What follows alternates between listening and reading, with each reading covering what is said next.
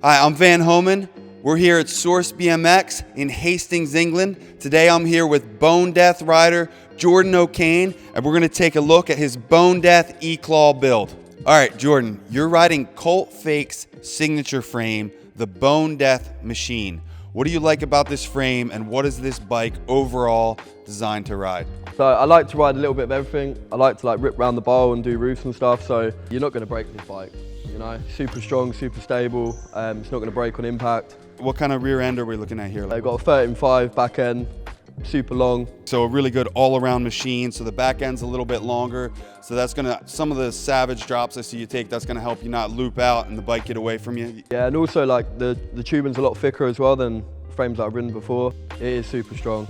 You're riding the E-Claw Storm fork. This fork is available in 4 different offsets: 15 millimeters, 20 millimeters, 25, and 30 millimeters. Which offset do you choose and why? I've got the 25 because my frame isn't really that steep, so it kind of brings it in a little bit. All right, so the 25 millimeter fork kind of balances out the mellower head tube and helps you do what kind of tricks? Honestly, it kind of feels better in the bowl. I don't know how. My last set were 28, so when I put the 25 on, it was a massive difference. Especially running transition for some reason. I don't really know why. No, I can see it. You do like a lot of quick spinning tricks and things like that, and I'm sure it gives you that extra snap to get around. It's a little bit more responsive and it just feels a lot better than the 28s. You're riding the E-Claw chocolate bars. They're available in 3 different rises: 9, 9.25, and 9.5. They're also available in a regular and oversized option. Which bars are you running and why? I run the 9s. I went from 8.6 to 9s. I can't really go too higher than that, to be honest. I'm only small and it just feels crazy on the front end, you know? Yeah, how tall are you exactly? 5'6". All right. So you need a little bar for a little man. Yeah. All right. You've got the regular clamping option? Yeah, I've got the regular. I haven't got the Gorilla Grip. I just get a Stanley and cut the insides out. What does it you do? It's like crosshatch, you know, I just cut the insides out with a Stanley blade. Oh, so you give it like a little bit of extra to give it a little bit extra they never traction. Move. They never move. I don't think they've moved in years, man. You have the E-Claw Domain front load stem. Front load stems are a little bit more rare these days. You mentioned to me that it's really important to you. What do you like about this stem and why do you choose a front load? I like my front end to be really low. With the top load, it just felt insane, really. So it's mostly, so you like the top load stem, mostly about the bar height that kind of brings everything down. And what type of riding or tricks does that help you get done? It helps really for drops and stuff. Like when I'm hopping, my bike stays level. When I had the top load on, my back end always fell down funny for some reason. Cool. So as a 5'6" man, you're trying to keep the bike low, you're trying to keep the bike tight. That's going to help everything feel sturdy. It's going to keep you from looping out on big drops. Yeah. It's like a limousine, you know.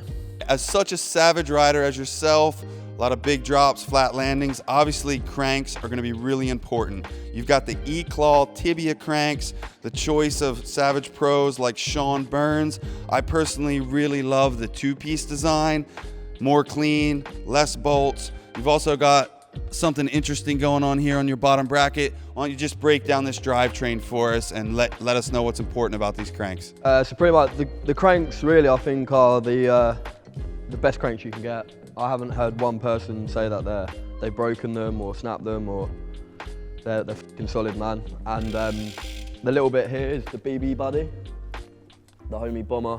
Okay. He sends them through to us, so it just keeps you locked in on pedal grinds and dusters. I don't do dusters, but yeah. So yeah, that's a really cool feature. It's called the BB buddy, so that just like helps you lock in on crank arm grinds? Yeah. Anything to do with your cranks and your pedals, it helps you with, you know. And also it stops you from grinding away the bottom of your frame and back end and stuff. So. All right, Jordan, let's talk about the rest of your drivetrain. The sprocket, you've got the E-Claw Elevate sprocket, and the pedals are the E-Claw Centric pedals. What size sprocket are you running, and why don't you explain the unique design of these pedals?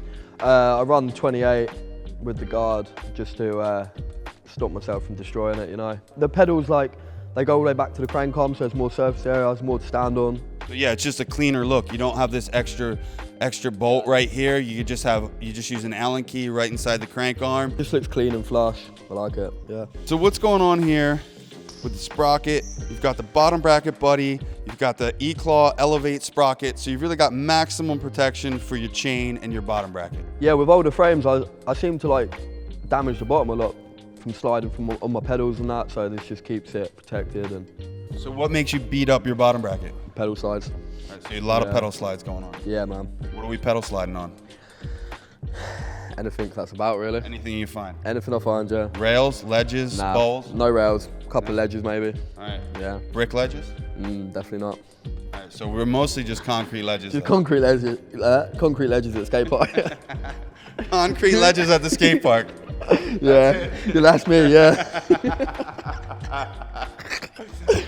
We went from really broad. We're grinding everything to only concrete ledges at the skate I park. don't know what to say. Is there coping on the concrete ledges? Is there a coping on it? Yeah, there's a little metal bit that's on it.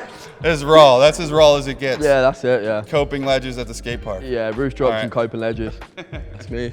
So you got the Bone Death vibrator seat. This thing comes in a lot of original patterns. You've got kind of the cheetah style going on here. How important is your seat shape and your seat height? Yeah, it's leopard print, fat seat. It's good for bar spins and that, you know, clamping my knees and stuff. I don't really have my seat too high either, just because my legs aren't really that long. Feel it, it's lovely. It's got a button on the bottom as well, so it vibrates. Does it really? No, I don't. I wish it did though. That would be so sick, wouldn't it? Yeah. So when you're riding down the road, it's like, you get feel a little nice. tickle. Yeah, you get a little tickle. Get a little tickle. You've got the E-Claw seismic hubs. You've got left-hand drive, but you don't ride pegs. Why do you choose a left-hand drive? And why do you choose a cassette over a free coaster? I've always been running left-hand drive since I was a kid, so I've kind of stuck with it. But with like a standard hub, there's always like a little bit of lag when you pedal. But with this, it's like instant engagement. It's not like I'm shit with like the technical side of things, but it's not got a spring and pull set. It's done on like cogs, you know? Yeah. It's not a spring and pull set. So But yeah, it just feels good when you're ready to pedal. It's when I'm ready to pedal, yeah, and on a lot of spots, so I don't really have a lot of run up, so this kind of helps a lot of the time.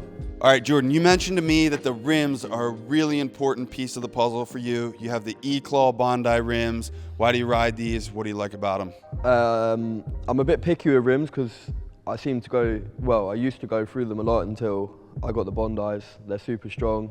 They got a slightly bigger surface area as well on them, so you don't flat spot them as much.